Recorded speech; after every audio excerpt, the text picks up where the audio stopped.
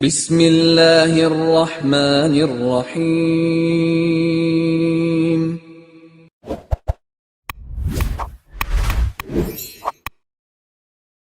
السلام علیکم ورحمۃ اللہ وبرکاتہ۔ ان الحمد للہ نحمده ونستعینه ونستغفره ونستهدیه والصلاة والسلام على سید المرسلین محمد وآلہ وصحبہ اجمعین، اما بعد۔ حاضرین و ناظرین، یہ درس حدیث نمبر 352 ہے اور آج کا عنوان ہے رسول رحمت صلی اللہ علیہ وسلم ابتداءً مانگ نہیں نکالتے تھے۔ روایت سماعت کیجیے، ترجمے کے بعد تشریح کی جائے گی۔ بسم اللہ الرحمن الرحیم۔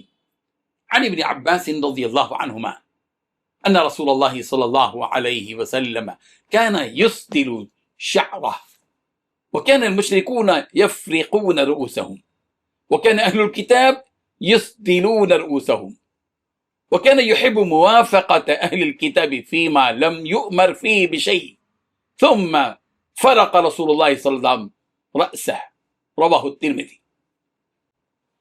ترجمہ یوں ہے، حضرت ابن عباس رضی اللہ عنہما سے مروی ہے کہ یقیناً رسول اللہ صلی اللہ علیہ وسلم اپنے بالوں کو لٹکایا کرتے تھے اور مشرکین اپنے بالوں میں مانگ نکالتے تھے، جبکہ اہل کتاب اپنے سر کے بالوں کو لٹکاتے، اس لیے کہ جس کام میں آپ صلی اللہ علیہ وسلم کو کوئی حکم نہ دیا جاتا اس میں آپ صلی اللہ علیہ وسلم اہل کتاب کی موافقت پسند فرماتے تھے۔ پھر نبی کریم صلی اللہ علیہ وسلم نے بھی سر میں مانگ نکالنا شروع کر دی۔ بزرگان محترم، اس روایت سے معلوم یہ ہوتا ہے کہ رسول رحمت صلی اللہ علیہ وسلم ابتدائی زمانے میں اپنے سر کے بالوں کو قدرتی انداز میں لٹکائے رکھتے تھے اور مانگ نہیں نکالتے تھے۔ اس زمانے میں مشرکین قریش مانگ نکالتے تھے، جبکہ اہل کتاب بال لٹکاتے تھے۔ چونکہ آپ صلی اللہ علیہ وسلم اس وقت تک کسی مخصوص حکم کے پابند نہ تھے، اس لیے آپ علیہ الصلوۃ والتسلیم نے مشرکین کی مخالفت اور اہل کتاب کی موافقت کو ترجیح دی، کیونکہ وہ دین توحید کے زیادہ قریب تھے اہل کتاب مشرکین کے مقابلے میں۔ بعد میں جب اسلام کا تشخص مکمل طور پر قائم ہو گیا، اللہ تبارک و تعالیٰ نے آپ صلی اللہ علیہ وسلم کو مختلف احکام عطا فرمائے، تو آپ علیہ الصلوۃ والتسلیم نے بالوں میں مانگ نکالنا شروع کر دی۔